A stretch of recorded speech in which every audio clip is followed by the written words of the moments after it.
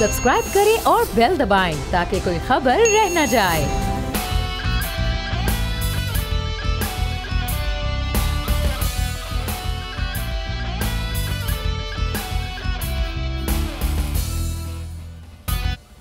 अस्सलामुअलैकुम नाजरीन, प्रोग्राम में आपको कहेंगे खुशामदीद। मैं हूँ महविश तबस्सुम और मेरे साथ मौजूद हैं बोल न्यूज़ के एडिटर इन चीफ नज़ीर लगारी साहब। नाजरीन, विफाकी हुकूमत और मजहबी जमात के दरमियान मामला तय पा गए हैं। मामलात की जो पूरी तफसीलात हैं वो तो मीडिया के सामने नहीं लाई गई, लेकिन ये ज़रूर पता चला है कि मजहबी जमात के कारकुनान ने जो GT रोड पर धरना दिया हुआ है उसको वो ख़त्म करेंगे और विफाकी हुकूमत की जानिब से जो उनके कारकुनान को गिरफ्तार किया गया है कानूनी तकाजे पूरे करने के बाद उनको रिहा कर दिया जाएगा। साथ साथ मुआहदे की रूह से एक स्टेयरिंग कमेटी तश्कील दी जाएगी और उस कमेटी में हुकूमती और मजहबी जमात के जो रहनुमा हैं वो शरीक होंगे और उसमें तमाम तर जो आगे के मामलात हैं वो तय किए जाएंगे। लगारी साहब, क्या समझा जाए? मुफ्ती मुनीबुर रहमान साहब ने भी बड़ा इसमें रोल प्ले किया है और उसके बाद ज़ाहिर प्रेस कॉन्फ्रेंस भी कर रहे थे। ये समझा जाए कि मामला तय हो गए हैं और अब मामला जो हैं वो खुश असलूबी से आगे हल हो जाएंगे? जो कुछ उन्होंने कहा है उससे तो जाहिर है यही लगता है। ये मुआहदा हो गया है, हुकूमत ने इस मामले को मान लिया है और ये चीज़ें ठीक होने की तरफ जा रही हैं और ठीक हो जाएंगी, बज़ाहिर यही है। लेकिन वफाकी काबीना में ऐसे वज़रा ज़रूर मौजूद हैं तो इस माहदे में अपनी रखना अंदाज़ी करेंगे, इसके अंदर रुकावटें डालेंगे, इसके अंदर वो उनका पता नहीं चलेगा कि किसकी लाइन ले रहे हैं, किसके पीछे चल रहे हैं। वज़ीर आज़म ने जो करना था वो तो किया, उन्होंने एक टीम बनाई और उन्होंने जाकर मुज़ाकरात किए हुकूमत के साथ। वज़ीर आज़म का इंटेंशन इससे ज़ाहिर हो गया है कि जी वो चाहते हैं कि ये सूरत हाल ख़राब ना हो और मज़हब की बुनियाद पर झगड़े और फसाद ना हो और लोग जानों से ना जाएं। हमें उन तमाम लोगों का अफसोस है जो इस तंजीम की तरफ से या लॉ इन्फोर्सिंग एजेंसीज़ की तरफ से या पुलिस की तरफ से जिन लोगों ने अपनी जानें कुर्बान की हैं या जिन लोगों की जानें ली गई हैं, उन तमाम लोगों का दिल की गहराइयों से अफसोस है। ख़ास तौर पर पुलिस एहलकारों को जिस तरह से निशाना बनाया गया, जिस तरह उन्हें मारा गया, जिस तरह से वो ज़ख्मी हुए और जो ड्यूटी कर रहे थे उन्हें जिस तरह किया गया।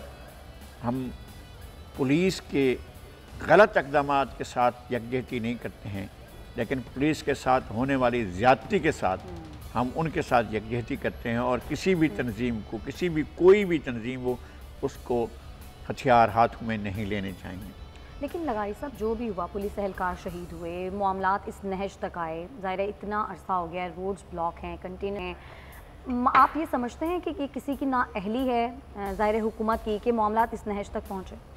नहीं, मैं कहता हूँ कि ये हम हर मरबा हुकूमत पर डालें, ये भी ठीक नहीं है और हर चीज़ का ज़िम्मेदार हम कलदम TLP को दें, वो भी ठीक नहीं है। मैं कहता हूँ कि चीज़ें ऐसे नहीं होती हैं कि हम ब्लैक एंड वाइट में कहें ये जी बिल्कुल काला है और ये बिल्कुल सफ़ेद है। बिल्कुल ग्रे एरियाज होते हैं, लोग होते हैं जो हालात को ख़राब कर रहे होते हैं और दोनों तरफ के लोग होते हैं जो हालात को ख़राब कर रहे हो और अपना इंटेंशन उसका कुछ भी हो, लेकिन कहीं ना कहीं किसी न किसी मकाम से इशारा पा रहे होते हैं। वज़रा तो कह रहे हैं कि इंडिया की तरफ से इशारे हैं और वो जिनके बारे में बात हो रही है उनके बारे में और सब बातें कर लें। हमें उनके नुक्ता नज़र से इख्तलाफ हो सकता है, हमें उनके तशद्दुद के एलिमेंट, चूँकि मैं सूफिया के पैरोकारों को तशद्दुद की तरफ जाता हुआ देखूंगा तो मैं एहतजाज करूंगा और कहूंगा कि नहीं होना चाहिए। जो लोग बाबा बुल्ले शाह, शाह हुसैन, वारिस शाह और हज़रत बहाउद्दीन ज़िक्रिया मुल्तानी और हज़रत ख्वाजा मोइनुद्दीन बाबा फरीद गंज शकर को फॉलो करते हैं, उनकी बात करते हैं, तो उनके हाथ में सोटा हो, डंडा हो, लाठी हो, बंदूक हो, कोई चीज़ भी हो, वो मुझे अच्छा नहीं लगेगा। उसके बावजूद आपको ये नहीं कहा जा सकता कि जनाब इन पर तशद्दुद किया जाए या ये खुद किसी पर तशद्दुद करें। वो तशद्दुद कहीं से भी हो, वो गलत है। और आप अपने मुतालबात को लॉजिकल रखें। इमरान खान साहब या जनाब सदर आरिफ अलवी साहब या हमारे कोई और इदारे वो जाकर फ्रांस के सदर को तब्दील कर सकते हैं, फ्रांस की हुकूमत को ख़त्म कर सकते हैं, फ्रांस में ताकत का इस्तेमाल कर सकते हैं? नहीं कर सकते।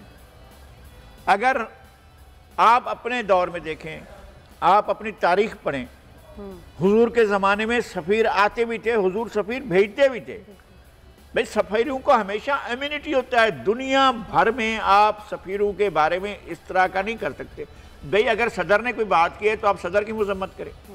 फिर ये कि इस मसले का हल, अगर ये मसला हल हो सकता है तो मैं कहता हूँ पहली फ़्लाइट से रवाना कर दिया जाए फ्रांसीसी सफ़ीर को, लेकिन ये मसला तो हल नहीं हो रहा है ना इस तरह से। लेकिन शेख रशीद साहब कहते हैं फ्रांसीसी सफ़ीर मौजूद ही नहीं है पाकिस्तान में। बिल्कुल दूसरी बात है ये। मैं कहता हूँ मुतालबे की हद तक ठीक है, जब मुतालबा किया गया था तो उस वक्त फ्रांसीसी सफ़ीर मौजूद होंगे। क्या उनका कोई अमल ऐसा था? नहीं। अगर उनके सदर का अमल था तो क्या हम उनके सदर को हटा सकते हैं, कार्रवाई कर सकते हैं, तारीख अदम एतमाद कर सकते हैं, उनका हम मुआखजा कर सकते हैं, हम उनके खिलाफ तमाम असम्बलियों से एक रेजोल्यूशन पास करा सकते? नहीं करा सकते। और कराना चाहिए, असम्बलियों को यकजहती करनी चाहिए और मैसेज भेजना चाहिए कि जनाब फ्रांस के सदर ने जो कुछ कहा था हमें ठीक नहीं लगता। लेकिन हम अगर कहें जहाँ हुजूर के ज़माने में हुजूर अपने सफ़ीर भेजा करते थे और जहाँ वो भेजा करते थे वो उनके शदीद मुखालिफ होते थे, लेकिन सफ़ीरों की जानों को कभी ख़तरा नहीं होता था या सफ़ीरों का इनखला इस तरह से नहीं होता था। हमें बहरहाल हम एक सुन्नत की पैरवी करते हैं। बहरहाल हम दुनिया में कन्वेंशन हैं। कन्वेंशन ये कहते हैं कि सफ़ीरों के साथ हमारा रवैया एहतराम, आपके ताल्लुकात ख़राब हो गए, आपके किसी भी मुल्क से, इंडिया से ताल्लुकात ख़राब हो गए, आपने कहा जी हम अपने सफ़ीर वापस बुला रहे हैं, आपने वापस बुला रहे हैं, हम अपने सफारती ताल्लुकात ख़त्म कर रहे हैं। क्या पाकिस्तान किसी भी यूरोपीय मुल्क से, मैं नहीं चाहता हूँ कि कोई भी मुल्क जो है वो इस हद तक चला जाए कि हमारे जज्बात को मजरूह करे, लेकिन क्या हम किसी भी मुल्क के साथ और यूरोपीय यूनियन के किसी भी मुल्क के साथ हम अपने ताल्लुकात ख़राब कर सकते? यूरोपीय यूनियन ने एक क्वेश्चन मार्क लगा दिया हमारे इस रवैये की वजह से। तो हम ये नहीं सोचते हैं अब यूरोपीय यूनियन आपकी अपने मुल्क में एक्सपोर्ट्स पर पाबंदी लगा दे, खुदा ना खास्ता ऐसा हो जाए तो फिर क्या होगा? आपको दवाओं की सप्लाई रोक दी जाए तो फिर क्या होगा? अनाज की सप्लाई दुनिया भर से आपको रोक दी जाए तो क्या होगा? आप पाबंदियों का शिकार हो जाए तो आपके अपने रवैये की वजह से, आप अपने तर्ज अमल की वजह से कम से कम दुनिया को ये मैसेज तो ना दें कि हम लॉजिक को नहीं मानते, हम मनतक को नहीं मानते, हम किसी चीज़ को नहीं मानते। और ये ऐसा करना हुजूर की पैरवी करना नहीं है। लेकिन लगाई साहब जो भी मुआहिदा हुआ है उसकी तफसीलात तो हमारे सामने ज़ाहिर नहीं आई हैं उस तरह से, लेकिन आप ये समझते हैं कि हुकूमत ने इस एक मेन उनके मुतालबे के ऊपर उनको मना लिया होगा, कन्विंस कर लिया होगा? नहीं, मेरा ख्याल है मुफ्ती मुनीबुर रहमान, साहिबजादा अबुल खैर ज़ुबैर, कल जो बड़ी शख्सियात आई सामने और जिस तरह से उन्होंने आकर अपना किरदार अदा किया है, अभी भी ये किरदार उनकी वजह से हुआ है जो बहुत बड़ी शख्सियात मौजूद हैं। TLPB में माकूल शख्सियात बहुत हैं, मौजूद हैं। मैं किसी को भी नामाकूल नहीं कहता हूँ, मैं बिल्कुल ऐसा समझता भी नहीं। मैं कहता हूँ कि हम चीज़ों को माकूलियत की तरफ देखें, हम सिर्फ ये देखें कि क्या चीज़ें मुमकिन हैं, क्या चीज़ें मुमकिन नहीं हैं। हाँ, ये मुमकिन है कि हमारी हुकूमत एक वफ्द बनाए और हमारी हुकूमत यूरोपीय ममालिक में भेजे और कहे कि भाई साहब मेहरबानी करें, आप हमारे जज्बात का ख्याल करा करें और आप इस तरह की चीज़ें ना करें। ये आज़ादी इजहार नहीं है। आज मैं बैठकर होलोकास्ट के बारे में ये कहूँ कि ये वाक़या हुआ ही नहीं था तो एक तरफ तो मैं गलत बयानी कर रहा हूँ, लेकिन दूसरी तरफ मुझ पर पाबंदी लग जाएगी, मैं दुनिया में जा नहीं सकता हूँ। अगर होलोकास्ट का नज़रिया जो यूरोप का है कि हाँ वहाँ पर 60 लाख यहूदियों को जर्मनी में कत्ल किया गया था, अगर ये मैं नहीं मानता हूँ तो मैं यूरोप मुझे मानेगा नहीं, वो इस बात को आज़ादी इजहार के राय में लाएगा ही नहीं। मैं तो मानता हूँ कि हिटलर ने जुल्म किया, बर्बरियत की, वहशत की, लोगों की जानें ली, लेकिन अगर मैं इस बात को ना मानूँ, इस बात को हकीकत के बरखिलाफ कहूँ तो नहीं माना जाएगा और मुझसे कहा जाएगा ये कैसा शख्स है। बिल्कुल ऐसा ही। तो अगर वहाँ पर आज़ादी इजहार आड़े आ जाता है और आज़ादी इजहार के दायरे में होलोकास्ट का वाक़े से इनकार आज़ादी इजहार के ज़ुमरे में नहीं आता है और उस वजह से आप पाबंद कर सकते हैं, तो भाई एक मुतबर्रिक तरीन शख्सियत, हमारे अकीदे के मुताबिक हमारी मुक़द्दस तरीन शख्सियत और हमारे लिए हमारे जान व माल और अजीज़ व अकारिब औलाद वालदैन से ज़्यादा मोहतरम और अजीज़ शख्सियत जो है उनके बारे में अगर करेंगे तो हर शख्स का दिल आज़ारी होगी और 1 अरब से ज़ायद इंसानों की दलालत तो फिर एक आलमी मुसलमानों का एक आलमी वफद बनाएं, इंडोनेशिया को बुलाएं, मलेशिया को बुलाएं, सऊदी अरब को बुलाएं, कतर को बुलाएं, यूएई को बुलाएं, सब मुल्कों को कहें कि जनाब आएँ, आप वक्त शामिल करें और वहाँ पर आप सीरत कॉन्फ्रेंसेस करें, फ्रांस में करें, कोई आपको पाबंद नहीं लगाता, जर्मनी में करें, जाएँ सारे इस्लामी ममालिक जाएँ, वहाँ अपनी असम्बलियाँ लगाएं, वहाँ अपने उलमा को भेजें और कहें कि जनाब ये सिलसिला बंद होना चाहिए। तो ये तो एक तरीक़ाकार है कि आप कुछ भी करें। मैं एक अनपढ़, एक कम इल्म आदमी हूँ, मैं मज़हब के बारे में इतना ज़्यादा, मैं जितना उलमा हैं वो तो बहुत ज़्यादा बड़े बड़े जय्यद उलमा हैं और इन उलमा की वजह से ये मामला हल हुआ है। तो मेरे ख्याल में इसको हल की तरफ ही जाना चाहिए और मुल्क इस बात का मुतहमिल नहीं हो सकता कि हम दुनिया से अपने ताल्लुकात भी ख़राब करते फिरें और हम अपना मसला भी हल ना कर पाएँ। अगर इससे मकसद हल हो रहा है तो शानदार बात है। बिल्कुल। अच्छा, मैंने नेक्स्ट टॉपिक की तरफ जाना है, लेकिन लगाई साहब इस बारे में लास्ट क्वेश्चन है। स्टीयरिंग कमेटी के सरबराह वज़ीर मुमलिकत वज़ीर अली मोहम्मद ख़ान को मुकर्रर किया गया है। आप समझते हैं कि सूटेबल चॉइस हैं ये? इंतहाई माजरत के साथ नहीं। अच्छा। और मेरे ख्याल में और बड़ी शख्सियात मौजूद हैं, क्यों नहीं मुकर्रर किया जाता है जो वज़ीर मजहबी अमूर हैं, और कोई भी किसी भी और वज़ीर को, बहुत से हैं, अब कहें कि जनाब मोहम्मद मियाँ सुमरो को बनाते हैं या हम इस तरह से जो है वो खुसरो बख्तियार को जिम्मेदारी दे दें, वो भी एक गद्दी, एक बड़ी बहुत बड़ी गद्दी जो है उस पर बैठे हुए हैं। हमीदुद्दीन हाकिम की एक बहुत बड़ी सराइकी बेल्ट में एक बड़ी उनकी भी, वो भी एक उनकी रूहानी सल्तनत है, वहाँ पर वो भी उनका भी किरदार है, अगरचे वो मखदूम शहाबुद्दीन से पीछे हैं और वो इस वक्त वो हैं उस गद्दी के बड़े, तो फिर भी आप उनको किरदार दे दें। आप किसी ऐसे आदमी को किरदार दे दें। अली अहमद खान मोस्ट इमोशनल आदमी हैं, वो जज्बात में आकर कुछ भी कह देते हैं और ये तक हुआ था कि जनाब उन्होंने जो है अपना वोट देने के बारे में भी नहीं सोचा था कि मुझे किसको वोट देना है, किसको नहीं देना। ज़ाहिर है ये मामला तो ऐसा है कि इसके लिए ऐसा बंदा होना चाहिए जिसको पता हो कि कितना सेंसिटिव है ये टॉपिक। चलो गाइस साहब आगे बढ़ते हैं। आज डेरा गाजी खान में पावर शो कर रही है और आज का जो जलसा है उससे शहबाज शरीफ साहब खिताब करेंगे, यानी मौलाना फजलुर रहमान तो करेंगे लेकिन मरीम नवाज शरीफ नहीं, आज शहबाज शरीफ साहब करेंगे। तो यानी ये बारियां सेट की हुई हैं, एक बार चचा ने तकरीर करनी है और एक बार भतीजी ने। मेरा ख्याल है कि ये शायद तय किया गया है कि अगर पंजाब के अलावा किसी और सूबे में जाएं तो मरीम जाकर बात करें पंजाब के लोगों के साथ, या पंजाब जो जहाँ है, हम तो उसको सराइकी बेल्ट समझते हैं और सराइकी बेल्ट कहते हैं, लेकिन अगर वहाँ पर जाए तो फिर शहबाज शरीफ ही फेस करें और शहबाज शरीफ का ही इमेज बने। मरीम जो है वो छोटे सूबों में अपना इमेज बनाए। तो मेरे ख्याल में एक PMLN की ये पॉलिसी है। तो क्या उसकी एक वजह ये हो सकती है कि शहबाज शरीफ साहब, ज़ाहिर नून लीग ये समझती होगी कि वो बड़े फेवरेट हैं पंजाब में, कि उन्होंने ज़ाहिर काम किया है पंजाब में, तो वहाँ के लोग शहबाज शरीफ साहब को बड़ी इंपॉर्टेंस देते हैं। ऐसा काम किया है कि डेरा गाजी खान के इर्द गिर्द हादसे होते हैं और हादसे में 24, 34, 35, 50 अफराद एक ही बस के हादसे में हलाक होते हैं। रोडें तक ठीक नहीं है।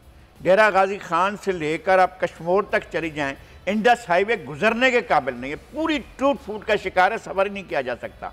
आप यहाँ कोटशुटा से लेकर चोटी देरी से लेकर चोटी बाला से लेकर और आगे तक चले जाएं, कोई रोड का नाम नहीं। रोड का कुछ चीज़ होती थी वो किसी ज़माने में होती थी, अब उस वहाँ पर कोई रोड नहीं है। तो और यहाँ पर आप चले जाएं से तौसा की तरफ कोई रोड नहीं है और रोड जो है वो इस काबिल नहीं है कि उस पर सफ़र किया जाए। फिर जो लिंक रोड्स हैं उन पर कोई सफ़र नहीं किया जा सकता।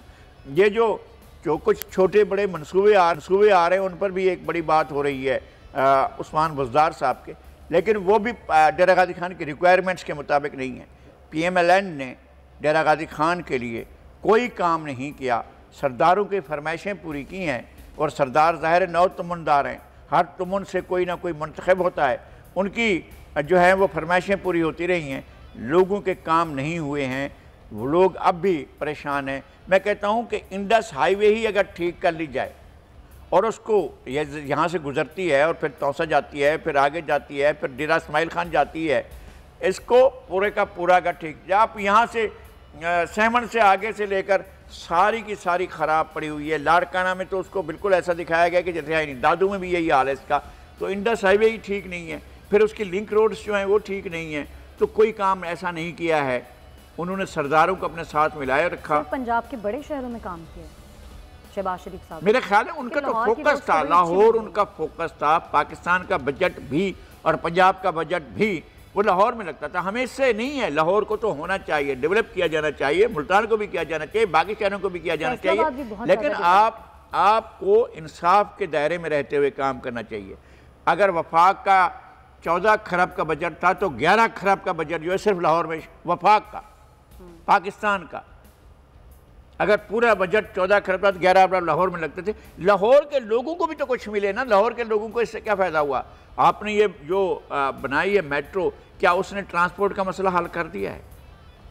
एक हद तक हल हुआ है, लेकिन आप शाम के औकात में देखें, दफ्तर के आने और जाने के औकात में तो बिल्कुल ट्रैफिक जैम होता है और लोग सफ़र नहीं कर सकते हैं। अब भी ये सूरत हाल है। गंदगी की हालत बहुत ख़राब है, सफाई की सूरत हाल बहुत ख़राब है, सीवरेज की गलियों में सीवरेज चल रही है। लाहौर में कौन से चार चांद लग गए हैं? लाहौर में पैसा ज़मीन में फेंका गया, आसमान में फेंका गया, हमें नहीं पता, लेकिन सराइकी बेल्ट में कुछ भी नहीं हुआ। मुल्तान भी सराइकी बेल्ट में आता है, लेकिन वहाँ पर भी तो मुल्तान में यूसुफ रज़ा गिलानी के दौर में डेवलपमेंट हुई है और उसको हम कह सकते हैं, क्योंकि वज़ीर आज़म थे। शहबाज शरीफ ने नहीं बनवाया। मेट्रो भी तो है मुल्तान में, मुल्तान मेट्रो हुई है। मुल्तान मेट्रो वहाँ के लोगों की ज़रूरियात के मुताबिक नहीं है, इन्होंने अपनी लॉजिक से बनाई है कि लोगों को तो फ़ायदा हो ना उससे।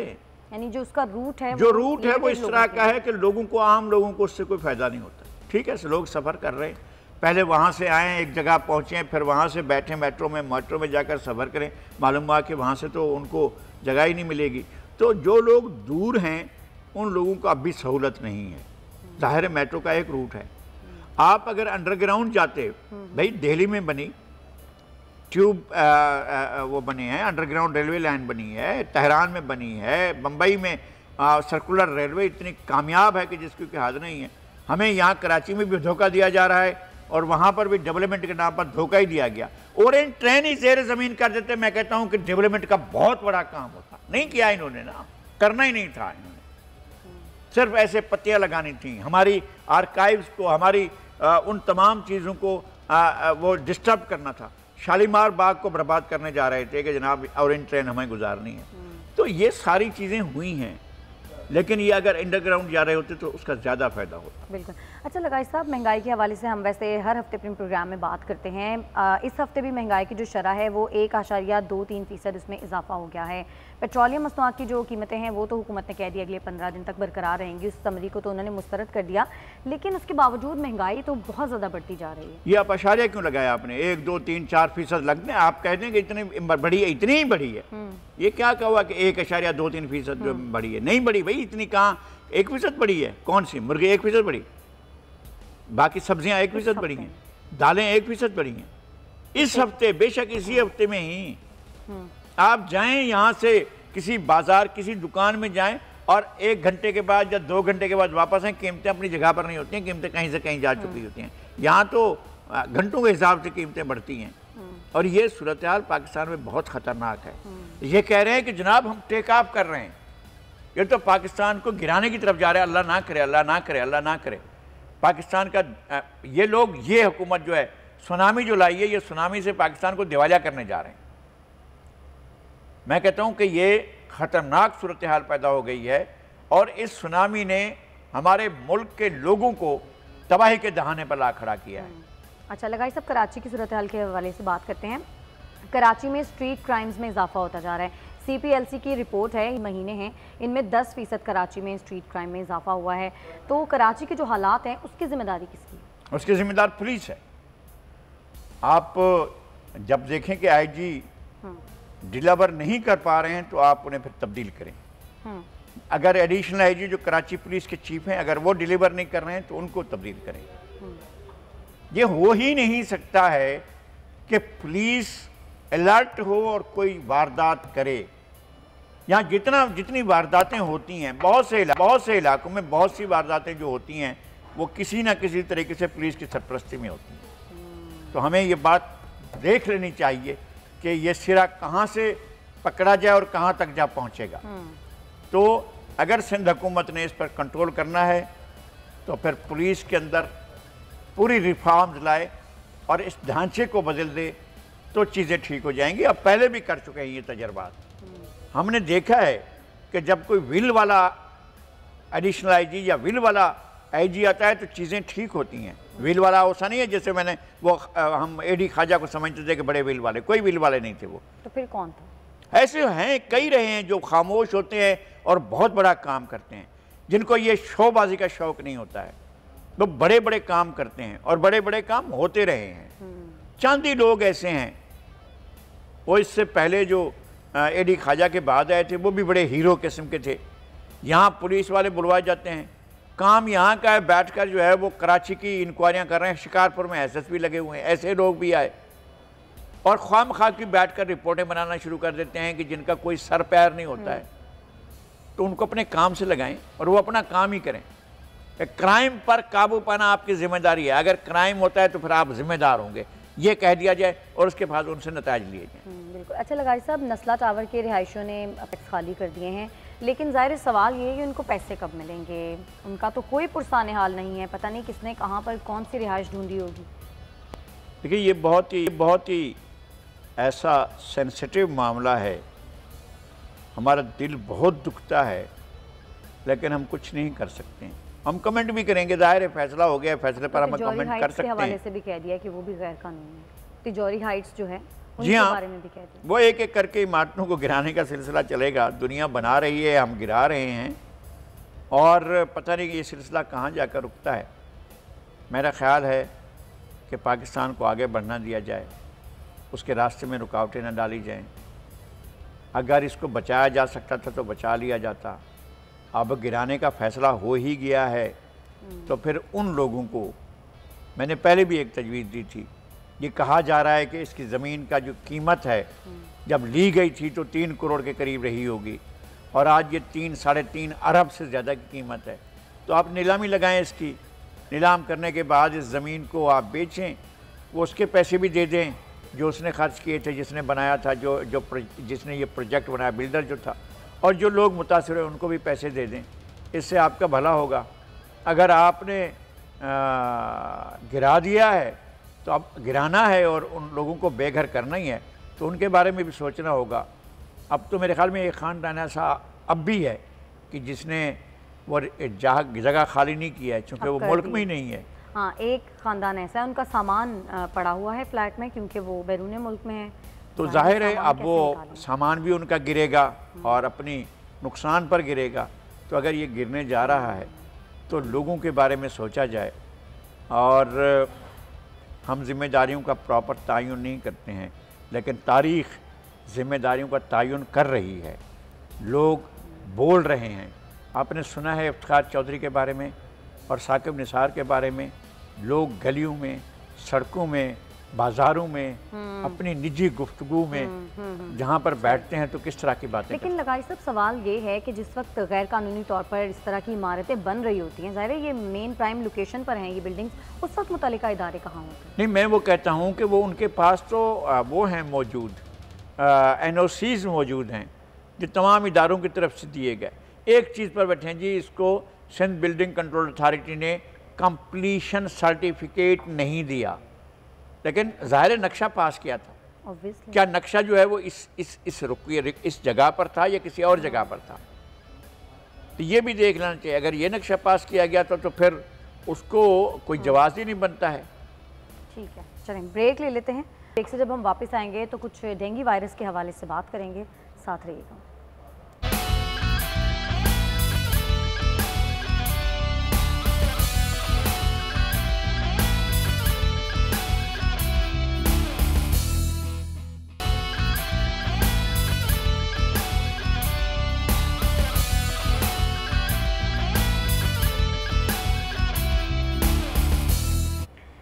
वेलकम बैक नाजरीन। कोरोना से बचे हैं तो अब डेंगू की जो दहशत है वो इस वक्त सर चढ़कर बोल रही है। मुल्क में कोरोना से मजीद 11 मरीजों का इंतकाल हुआ, लेकिन जो डेंगू है उसने इस वक्त इस्लामाबाद में मजीद 102 अफराद को अपना शिकार बना लिया है। लगारी साहब, कोरोना की तो वैक्सीनेशन लोगों ने ज़ाहिर लगवा ली तो बहुत कम केसेस हो गए हैं, लेकिन डेंगू के केसेस रोज़ बरोज़ बढ़ते जा रहे हैं। इस पर काबू पाने के लिए क्या करना चाहिए? मेरे ख्याल में ये प्रेशर फील नहीं कर रही है हुकूमत, इस बात को महसूस नहीं कर रही है कि एक ये मसला खड़ा हो गया है। और इनको उस तरफ भी बहुत तवज्जो दिलाई गई थी, तो कोरोना के बारे में सीरियस हुआ था। एक अल्लाह का करम था जो हमारे साथ शामिल हाल रहा है, वरना हुकूमत ने कोई असर नहीं छोड़ी थी अपनी लापरवाही की, और उसको कई कई नाम दे दिए थे कि हम इस तरह काबू पा रहे हैं, हम इस तरह काबू पा रहे हैं, हम फलां नहीं करेंगे, फलां नहीं करेंगे। सिंध हुकूमत ने शुरू में बड़े इक़दाम किए, वो लॉकडाउन किया और शहरों की नकल व हरकत ख़त्म की और गाड़ियाँ इंटरसिटी बसेस बंद की, ये सारा कुछ बंद हुआ। लेकिन वफाकी हुकूमत ने पूरी कोशिश की कि चलने दें, कोरोना भी चलेगा, हम भी चलेंगे, लोग भी चलेंगे, सारा कुछ। और इस तरह डेंगू को तो तवज्जो ही नहीं दी जा रही है। शहबाज शरीफ से हम इख्तलाफ करते हैं, लेकिन बहुत अलर्ट होते थे और कभी भी उन्होंने इस मसले को ऐसे नहीं छोड़ा। माहिरीन को बुलाया, लोगों को बुलाया, लोगों के तजर्बात से।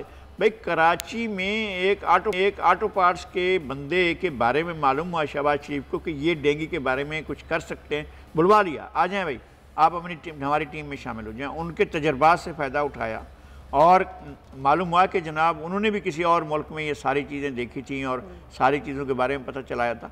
तो आपको इंटेंशन है, फ़िक्र है। बाबा उन्होंने तो लस्सी पीती है ना, वो लस्सी पी तो बैठे अल्लाह अल्लाह खैर सल्ला, वो तो आराम से हैं। हमारे हज़रत उस्मान बुज़दार साहब जो हैं वो तो उनको मसला ही नहीं है, वो सुबह शाम एक लस्सी का गिलास ले लेते हैं और उनको इसकी फ़िक्र ही नहीं होती है कि क्या हो रहा है।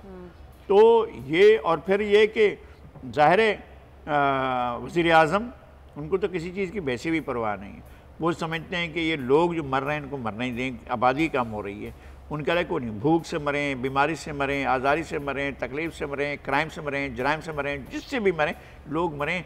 इनका जो है, इनका ख्याल ये है कि ठीक है आबादी कंट्रोल हो रही है।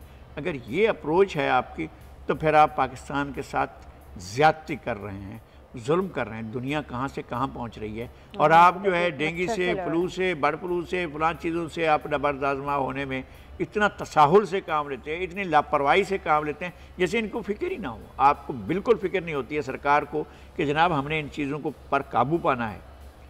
आखिरकार यही हुआ था ना, शहबाज शरीफ के दौर में काबू पा लिया गया था। लगारी साहब, मुझे याद है कि उस दौर में जब डेंगू फैला था तो घर घर जाके स्प्रे करवाया गया था, टीम्स आती थी घर पे, नॉक करके वो प्रॉपर स्प्रे होता था। कराची में कभी आपने किसी को देखा है स्प्रे करते हुए? नहीं, कराची में स्प्रे का कंसेप्ट नहीं है। हमारे ऑफिस में तो हुआ है, हमारे ऑफिस में तो रेगुलरली आकर स्प्रे किया जाता है। लेकिन मैं ये कहता हूँ कि बाकी शहर में, कराची क्या, बाकी दीगर शहरों में क्या होता है? लाहौर में स्प्रे होता है, रावलपिंडी में स्प्रे होता है, फैसलाबाद में स्प्रे होता है, डेरा गाजी खान में, सराइकी बेल्ट में तो सोचा ही नहीं जाता है कि यहाँ इंसान रहते हैं, तो बिल्कुल ही नज़रअंदाज कर दिया जाता है। अभी ऐसा है कि प्राइवेट तौर पर अगर आपने अपने घरों में स्प्रे करवाना है तो उसके भी चार्जेस कोई 3000 रुपये हैं, उसके बाद आप अपने घर में स्प्रे करवा सकते हो डेंगू मच्छर का। नहीं, वो चार्जेस लोग प्राइवेटली अरेंज करके भी तो इतना ही खर्चा आएगा ना। अगर आपने स्प्रे करवाना हो, सरकार का फिर होने का क्या फ़ायदा? सरकार ने ना ये कुत्ता मार मुहिम चला सकते हैं, ना ये सांप को कंट्रोल कर सकते हैं, ना ये डेंगू को काबू कर सकते हैं, ना ये किसी और बीमारी को काबू कर सकते हैं। ये आखिर हैं किस मर्ज़ की दवा? महंगाई उल्टा लोगों को खाने पीने से महरूम कर देते हैं, बच्चों से दूध छीन लेते हैं, बच्चों की ज़िंदगी की ज़रूरतें, उनके खिलौने तक नहीं उनको हासिल करने देता है। अब उनके माँ बाप रोटी के लिए कुछ ख़रीदें या दूध ख़रीदें या खिलौने ख़रीदें, बच्चों के पास खिलौने भी नहीं होते हैं। मेरे ख़्याल में इन्हें पाकिस्तान के लोगों की तकलीफ़ों का अंदाज़ा तक नहीं। लगाई साहब, कुत्ते के काटने का आपने जिक्र किया, वो तो सबसे ज़्यादा वाक़यात सिंध में होते हैं, उकाड़ा में सबसे ज़्यादा और लाड़काना में सबसे ज़्यादा होते हैं। लाड़काना में होते हैं। मैं तो क्या मैं उसकी तारीफ़ करूँ? नहीं, मतलब नहीं, मैं कहूँ कि सिंध हुकूमत जो है शानदार काम करती है। गलत कर रही है। जहाँ भी होगा हुकूमत तो बहरहाल हुकूमत है, चाहे वो पंजाब की हुकूमत हो, सिंध की हुकूमत हो, बलूचिस्तान की हुकूमत हो, या खैबर पख्तूनख्वा की या वफाक की हुकूमत हो, कश्मीर हो या गिलगित बल्तिस्तान हो, सबके जिम्मेदारी तो हुकूमतों की है ना। अगर हुकूमतें किसी इलाके में काम ना करें तो क्या हम कहें कि जनाब यह बहुत अच्छा हो रहा है, ये लोग बहुत अच्छा काम कर रहे हैं, कुत्तों को नहीं कंट्रोल कर पा रहे हैं। लेकिन एक बात और भी है, हम भी फोकस्ड होते हैं। अब भाई आपने बहुत अरसे से नहीं सुना होगा कि मिट्टी में थरपार कर में बच्चों की अमवात हो रही हैं। अब अल्लाह करे कि ना हो, हम बिल्कुल नहीं चाहते कि खुदा ना करे।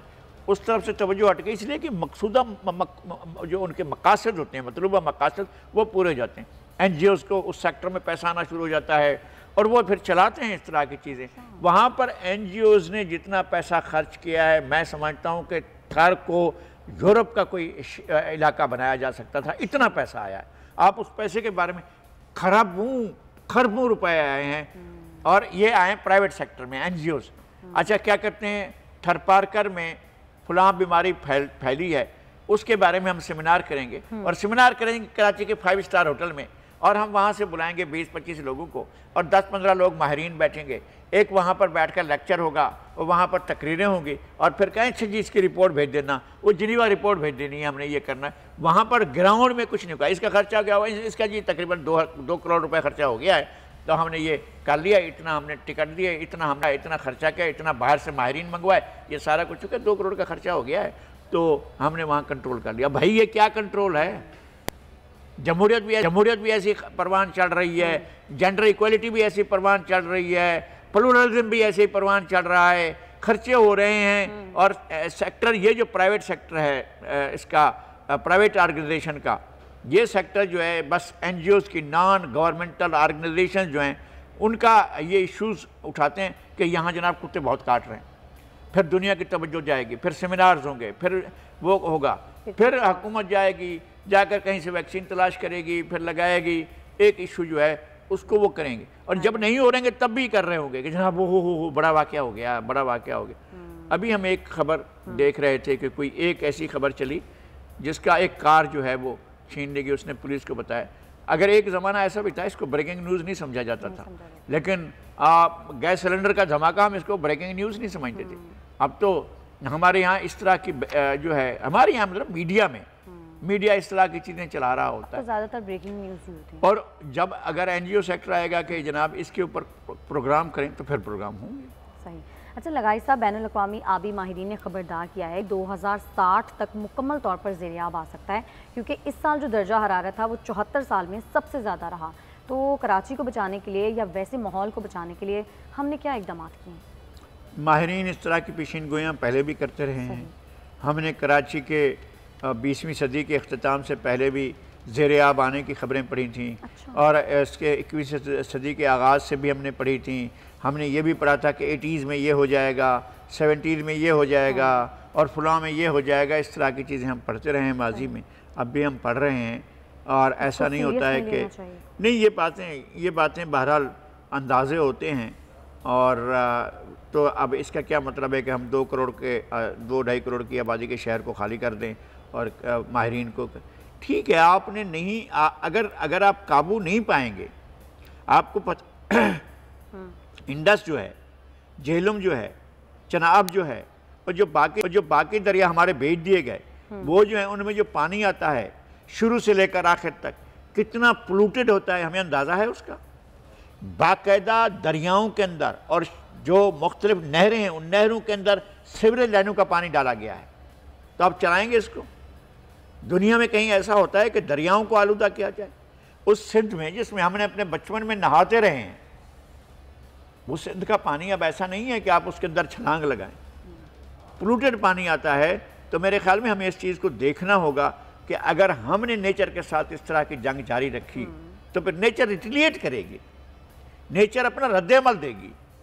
हमने दरियाओं के साथ क्या किया, हमने पहाड़ों के साथ क्या किया, दरख्तों के साथ हमने दरख्तों के साथ क्या किया, हमने पौधों के साथ क्या किया। एक ज़माना ऐसा भी था जब कश्मीर में, ये कश्मीर जो हमारे पास जो आज़ाद कश्मीर है, यहाँ से 900 ट्रक लकड़ी के डेली निकलते थे एक कंपनी के। तो अब आप कर लें, अगर आप नेचर के साथ मजाक करेंगे तो नेचर फिर आपसे पूछेगी। तो वैसे और फिर हम दावे करते हैं कि हमने बिलियन, ओ भाई अगर 10 अरब दरख्त दुनिया में लग जाए, दुनिया का क्लाइमेट चेंज हो जाएगा। और हम दावे करते हैं कि हमने 1 अरब लगा लिए, अब 2 अरब लगा दिए, अब 3 अरब लगा दिए, अब इतने लगा दिए। सारे दावे हैं।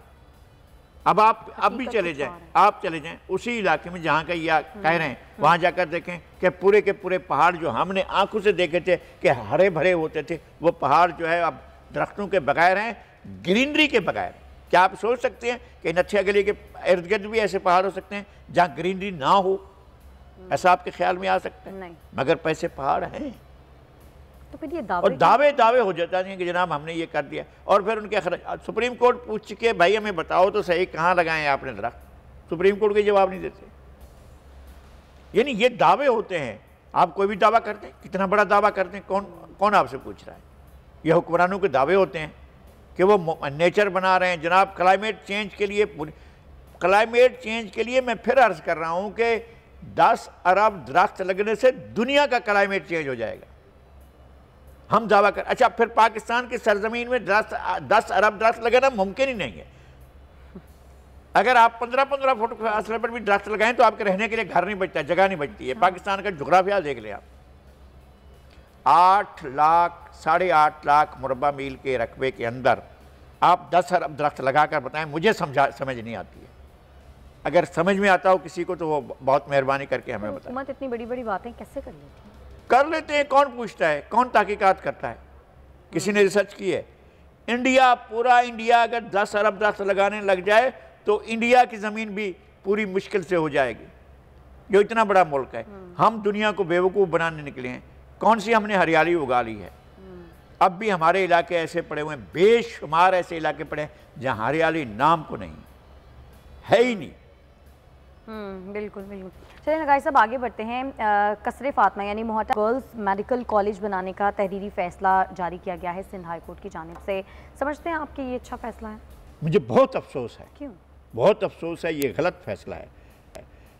और मेडिकल कॉलेज की इमारत कहीं भी बन सकती है। बहुत बड़ा कल्चर सेंटर बन गया था सिंध का, पाकिस्तान का, एक ऐसा, और कायद-ए-आज़म की याद से वाबस्ता एक तहजीबी मरकज़ को आपने कॉलेज में बदल दिया। कॉलेज तो यहाँ बेशुमार इमारतें मौजूद हैं जहाँ कायम किया जा सकता था, और कायद-ए-आज़म की याद से वाबस्ता चीज़ों को ज़ाहिर है आपने कर लिया फैसला। और मैं इस फैसले को मैं मुनासिब नहीं समझता हूँ। दुरुस्त फैसले पर मैं कमेंट कर सकता हूँ और मैं क्रिटिसाइज़ भी कर सकता हूँ, मुझे आईन इजाज़त देता है। लेकिन वो कहते हैं कि तमाम फरीकैन ने इस बारे में रजामंदी का इजहार किया है। भाई रजामंदी जब कोर्ट कह रही है तो कौन रजामंदी का इजहार नहीं करेगा? मुझे भी कहेगी तो मैं भी रजामंदी का इजहार करूँगा। लेकिन मैं कह रहा हूँ ना कि मुझे इससे इख्तलाफ है।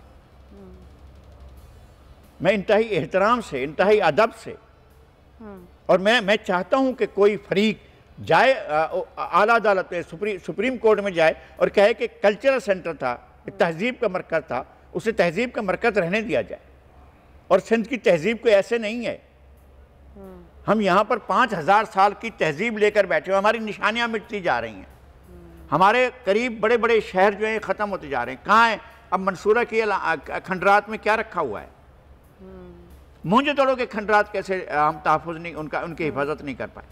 दिल्लुराय के ठेड़ थे हमारे जामपुर के ऊपर, वो नाम निशान तक नहीं रहा है। बहुत सी ऐसी कदीम आबादियाँ थीं और जो हज़ारों साल पुरानी थीं। अब सस्सी को जिस जगह से दरिया में उतारा गया वहाँ पर फसलें खड़ी हुई हैं, और वो हमारी ज़िंदगी में हमने देखा था। उस जगह को हमने देखा था कि इस जगह से, इस मकाम से सस्सी ने भुट्टा वाहन में, अब सस्सी को उनकी माँ ने यहाँ से दरिया में जो है बहाया था, और वो जगह वो फिर जाकर आई यहाँ बम्बोर में, कराची के करीब आकर निकली थी। रहीम यार खान से चलकर कराची तक आकर निकली थी। वो निशानियाँ मौजूद थीं, वो निशानियाँ मिटा दी गई। वो माड़ी खड़ी हुई है, गिर जाएगी एक दिन। जिस माड़ी में, जिस बिल्डिंग में, जिस इमारत में सस्सी पैदा हुई थी, मैंने खुद देखी, वो इमारत मौजूद थी। तो किसी वक्त वो दीवार गिर जाएगी, वो निशानी भी मिट जाएगी। तो हम अपनी निशानियां मिटाते जा रहे हैं। दुनिया इनकी हिफाजत करके दुनिया को दावा देते, सस्सी का नाम ले और कहें कि जनाब सस्सी को इस जगह से जो दरिया में उतारा गया था, तो लोग कैसे वहां पहुंचते हैं? लोगों को पूरे पाकिस्तान में, पूरे इंडिया में, पूरी हर जगह पर सस्सी एक नाउन फैक्टर है। आप उन चीज़ों को प्रिजर्व करें कि नहीं, इनको हटा दें। और कायद-ए-आज़म मोहतरमा फातिमा जना के बाद फातिमा जना फ्लैग स्टाफ हाउस में रही थी, और इस जगह पर जहाँ मोहतरमा श्री जना रही थी, आखिरी यहाँ पर इंतकाल मोहतरमा श्री जना का हुआ। उसके बाद ये जगह जो है, यहाँ पर झाड़ियाँ उगाई थी, यहाँ पर कीकर उगाए थे, जहाँ पर झींगर थे, यहाँ चमगादड़ थे। मैंने एक फीचर बनवाया था और जिस पर यह बताया गया था कि ये हालत है, तब उसकी रिनोवेशन और उसकी बहाली का काम शुरू हुआ था। उसके बाद बहाली का काम शुरू हुआ। जब ये बहाल होकर एक तहजीबी मरकज़ बन गया, हमने कहा भी हटाओ यहाँ पर, ये कल्चर वल्चर नहीं चलेगा।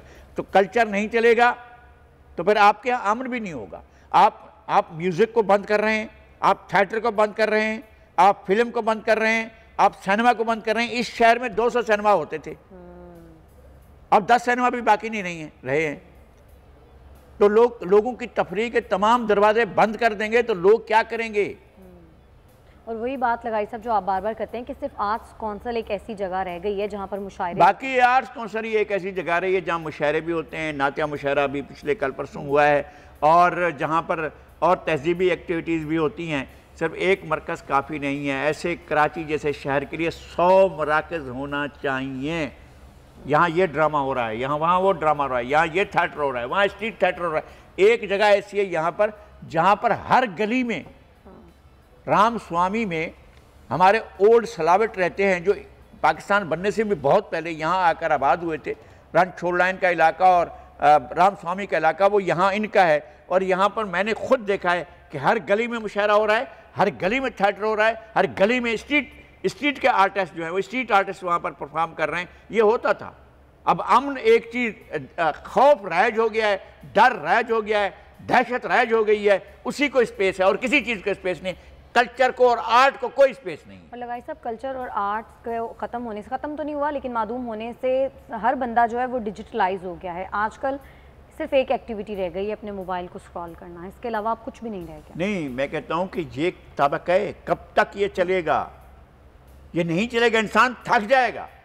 थक चुका है इंसान बहुत, एक तो जिस्मानी तौर पर थक जाएगा, ज़हनी तौर पर थक जाएगा, फ्रेशनेस नहीं है। नहीं। आप जिसको देख रहे हैं इसके ऊपर वो आपके सामने नहीं है, आपका कम्युनिकेशन नहीं है। जब स्टेज पर ड्रामा देखते हैं तो पता चलता है कि उमर शरीफ बोल रहा है, पता चलता है कि मोइन अख्तर मौजूद है, पता चलता है कि यहाँ रऊफ लाला है, पता चलता है कि शकील सिद्दीकी है, पता चलता है कि यहाँ पर जो हम जाकिर मस्ताना को देख रहे हैं, हमें पता चलता है कि कौन आर्टिस्ट बोल रहा है। फिर हम देखते हैं, हमारा कम्युनिकेशन होता है, वो नहीं है। अब हम यहाँ बैठ रहे हैं, यहाँ देख रहे हैं, बस वही है। और थक जाएगा, उकता जाएगा इंसान इससे। बिल्कुल। अच्छा लगाई साहब, मकबूल किरदार अंकल सरगम के खजानेकार फारूक कैसर साहब की 76वीं सालगिरह मनाई जा रही है, क्या कहेंगे आप उनके किरदार के हवाले से? बड़े आदमी थे, बड़े आर्टिस्ट थे और बड़े राइटर थे, और उनका बहुत अफसोसनाक पिछले दिनों जो उनका इंतकाल हुआ तो उससे हमने एक बड़ा आदमी खो दिया। अब तो उनकी पैदाइश कुछ 76 साल हो रहे हैं, तो उन्हें ज़्यादा ज़िंदगी होनी चाहिए थी, उन्हें और जीना चाहिए था और क्रिएशन करनी चाहिए थी। वो बहुत बड़े किरदार उन्होंने बनाए, बहुत बड़े किरदार उन्होंने पैदा किए। ख़ुद इनका अपना किरदार अंकल सरगम कैसे सोसाइटी पर तंज करता था, कैसे अपने तंज के निश्तर फेंकता था, कैसे वो ऐसा मज़ाह, ऐसी फुल झड़ियाँ छोड़ता था कि दुनिया खुश हो जाती थी। अब हम खुशियाँ बांटने वाले रहे नहीं हैं, हम गम बांटने वाले हो गए हैं। आपकी कभी मुलाकात हुई थी उनसे? मेरी मुलाकात थी, मेरी उनसे शनासाई थी और सीनियर थे, बड़े आदमी थे। उनके हवाले से कोई वाक़या, कोई बात जो आपको नहीं, इस तरह के वाक़यात का हमें कभी इस तरह की गुफ्तगू का मौका नहीं मिला। हम तो एक अकीदतमंद के तौर पर उनको जानते थे और जिन लोगों से हम अकीदत करते हैं उनसे बहसें नहीं किया करते हैं। बहरहाल फारूक कैसर इस्लामाबाद में होते थे, उनसे मुलाकातें होती थी, लेकिन उन मुलाकातों की कोई अहमियत नहीं होती है। हम असल बात यह है कि उन्होंने सोसाइटी को क्या दिया है। सोसाइटी तो अब भी उनके किरदारों को याद करती है और अंकल सरगम के चुटकुले, उनकी बातें, एक कठपुतली किरदार को ऐसी शोहरत मिलना कि पूरा मुल्क जानता हो, ये बहुत बड़ी बात है।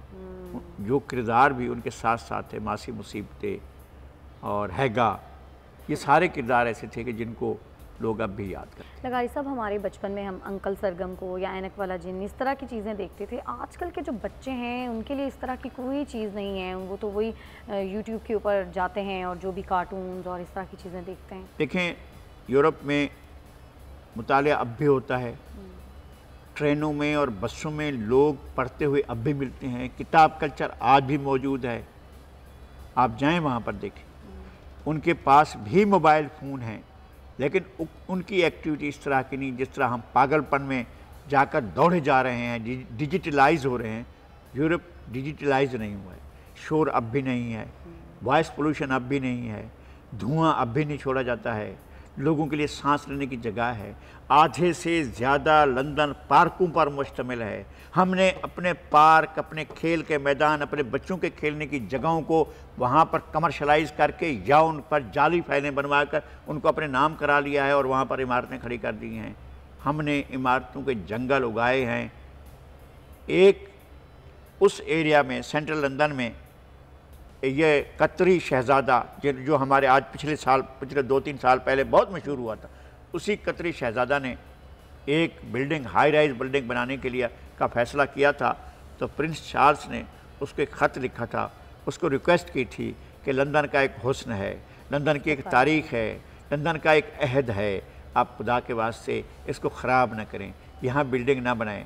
मैं आपसे रिक्वेस्ट करता हूँ कि लंदन के माहौल का स्टेटस को यूं का तूं रहने दें, चीज़ें जैसी हैं वैसे ही रहने दें। आपकी इस बिल्डिंग खड़ी कर देने से और आपके तो बहुत फ़ायदे हो जाएंगे, लेकिन लंदन अपनी शनाख्त खो देगा, लंदन को उसकी शनाख्त। अब वहाँ से चलें रीजेंट पार्क, फिर उसके बाद हाइड पार्क, हाइड पर ग्रीन पार्क है, फिर सेंट जेम्स पार्क है, साथ साथ मिले हुए सारे के सारे, और लंदन पूरा पार्कों का शहर है। और हमारे यहाँ तो पार्क्स में हमारे यहाँ पार्क रहे नहीं है। हमारे यहाँ जो डायरेक्टर पार्क मुकर्रर हुए हैं उनको तो आप 100 मरतबा भी अगर सज़ा दें तो कम होगी। चलें, बहुत शुक्रिया आपका लगाई साहब। ना प्रोग्राम से इतना ही। अब अगले हफ्ते फिर से आपकी खिदमत में हाजिर होंगे, तब तक के लिए हमें इजाज़त दें। अल्लाह ने के बाद।